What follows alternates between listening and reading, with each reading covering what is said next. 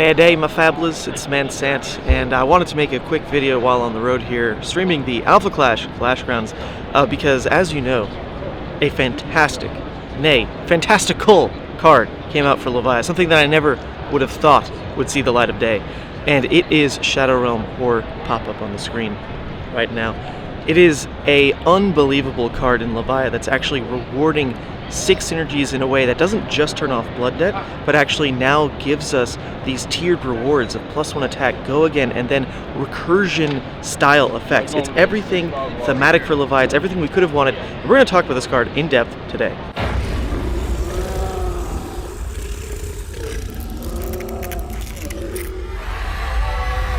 Not gonna lie, I did not expect a card like this to get dropped on us because personally I've been having a ton of success with Levia in this past format, with agility tokens, with the mid-range nature of a lot of what we see in this heavy hitters meta. I mean, bar the fact that MST is coming out, fair.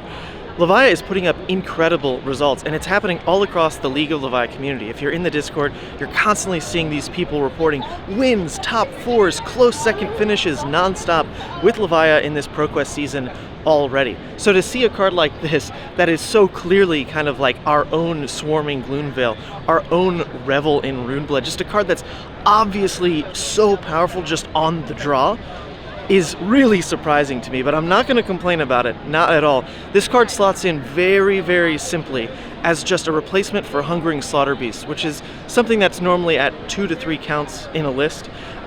Recently, I've been playing higher counts just because of the mid-range nature of the format. You want more hands that do turn off Blood Debt all throughout first cycle, and Hungering Slaughterbeast, right, comes in 2 for 7. It's not the wild above rate play that we've grown to expect off of things like Dread Screamer and Endless Maw, but it was still a way to pitch in yellows, still come in at a breakpoint, and now we're seeing a card that is just legitimately an upgraded version of that. The one downside is you are prone to things like Inertia Trap, and you are not going to get this 7 power popper in your deck versus Prism. But the innate power of being able to slam Shadow Realm Horror in situations that previously would have been kind of Scab Skins Leathers type of territory, where 1 cost plus a blue and Hungering Slaughterbeast puts you in these puzzles where, do I just roll Scab Skins now? Because if I do, I can 3-card 13. If I miss, then I'll just arsenal the 1 cost. And you're stuck in this dilemma, and every Levia player's run into it, where you take the risk, and it pays off, and it feels great. But then you take the risk, and it's a 1, right? But now with Shadow Realm Horror, that play pattern alone, and this, we're like talking about the floor here, people, is so easy to pull off. You hold a blue, Shadow Realm Horror, 1 cost, the 4th card, probably just block with it, right? Block with this extra 6, a swing big, whatever's in your hand. And you go into your turn, and you play out Shadow Realm Horror, keeping this 1 cost in hand, pitching a blue. If you hit 1-6, we're going to assume the graveyard has like maybe 2 misses in it, healthily full of 6s otherwise. If you only hit 1-6, then this is still a Hungering Slaughterbeast type of effect, and you just arsenal the 1 cost, 2-card 7, it's fine. If you hit 2 6s, now you come in for your 3-card 13. If you hit 3 6s, then you come in for a 2-card 13 realistically, because you're adding a lot of 1 cost to the deck. One of the 6s you banish, we're just going to call a 1 cost. 2-card 13, and now arsenal the 1 cost that you kept in hand.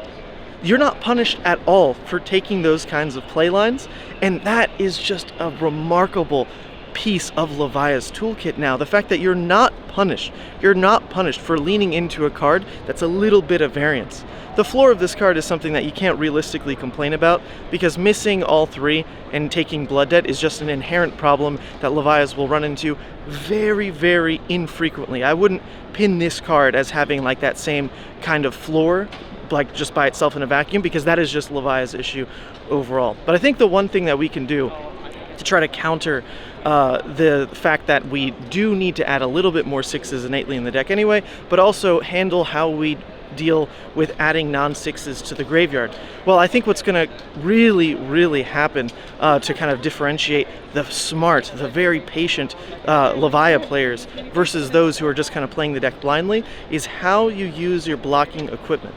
If you're playing a Shadow Realm Horror deck, right, which every Levia deck is going to be that, let's just be fair, then you're going to have to look for opportunities where breaking Apex Bonebreaker, breaking Fleshbag are specifically in scenarios where you're not trying to play a Shadow Realm Horror turn, but instead looking to perhaps just play an Endless Maw, where adding a Mist to your graveyard is not going to be that punishing. So you need to now think about turn cycles a little bit expectantly, which has always been Levi's thing, mind you.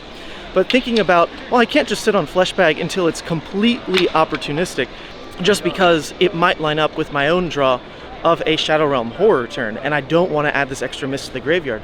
So there's going to be this give and take of how you balance blocking with your equipment pieces to ready yourself into playing cards like Shadow Realm Horror out of your deck. I think it's fantastic. I really can't wait to sit down and just like obviously add this powerful card to the deck, not to mention the fantastic synergies that it's going to have with combo style play. If you run Savage Sash, there are turns that are possible, regardless of even like needing to be consumed, where the fact you have so much go again that is taxing not your hand, like something like Rhinar would, or randomness off the top of the deck, like pulping and stuff would out of KO, but legitimately just your graveyard, which might be stacked at certain points in the game, especially if you're drawing into cards that just proactively fill all early game Blood Rushes, Savage Feast, that kind of thing, discarding your agility windups. If that's kind of the graveyard state you're in, then you'll have opportunities to just slam Dread Screamer, Shadow Realm Horror, hit another Dread Screamer on the banish because you smartly closed that combat chain and sent the Dread to banish, play Dread again, right? Into now like a Deep-Rooted Evil or whatever's been sitting in patiently, Hungering Demagon because it's a Bolton matchup. The thing is going to be nuts, and I just absolutely can't wait to play it. And more go again to the deck that doesn't tax anything how you were really building the deck before. I mean, it's a strict upgrade.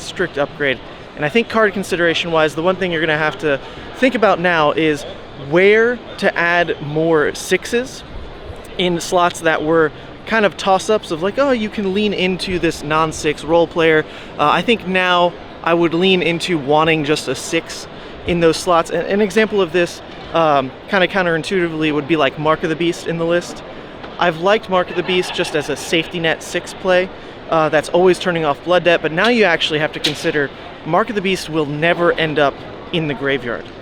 So is Mark of the Beast worth it in a Shadow Realm Horror style of Levia, where like you need to just fill graveyard? When you've got this extra 6 in hand, block with it, get it in graveyard, right? Mark of the Beast is tough to justify in that kind of slot now because it will just never count towards your Shadow Realm Horror. So making swaps like that, and then also considering how the blue base might shift to add like Diabolic Offering, because Diabolic Offering will count as a 6 when you splash banish on a Shadow Realm Horror. You as the turn player will layer technically how the banishes will lay out, so the 6 can go first, Diabolic Offering then counts as its 6, and then boom, there you go, and if you hit 3, Diabolic is now playable, right, as that 1-cost 6. So I think Diabolic absolutely goes in, and then the other light considerations I've made to the kind of deck building process so far would be to just add more 1-cost 6s that proactively fill the graveyard, and the one here that's obvious is Savage Feast, and it's one that I've been running at 1 to 2 counts pretty consistently, but at 3 I think it just makes a lot of sense going forward with the ability to just proactively fill the graveyard with 6s, right? The fact that it's a 1-cost, the fact that it's so good with agility, I think that all just makes a lot of sense. And then finally, in other considerations about the blue base, what I'm, at least in my headcanon, is working out is the fact that 0-cost blues make a lot more sense now in your ability to lead with Shadow Realm Horror, now that you know you have go again, because you haven't like wasted this 4th card in hand just burning it to graveyard. You can just play it after the go again, and then do your 1-cost thing. So in a 4-card hand state where your opponent like doesn't attack you, having like a burnable 0-cost blue in hand to play after Shadow Realm Horror makes a lot of sense. I think obviously like Barraging was in the list already for me, Smashback Aelhorn was in the list already for me.